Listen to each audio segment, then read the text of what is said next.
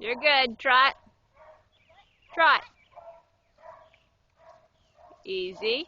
Take a hold. Slow her down. That's a good pace right there. What you doing? Slow down a little bit. Relax your right arm.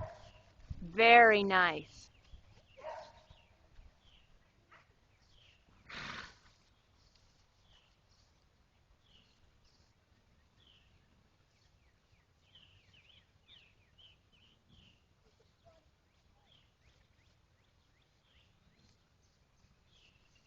Put your hand back in the middle of her neck. Put your hand in the middle of her neck.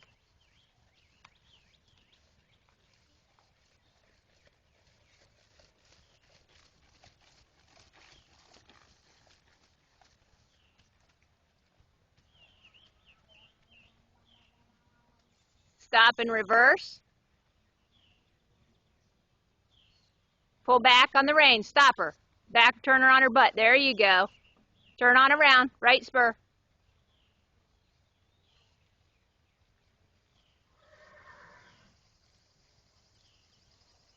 Put her head down. Now put your hand down. You need to shorten your right rein a little bit. This one? The right one, Grace. That's the inside one. Is that enough? Yeah, make her trot.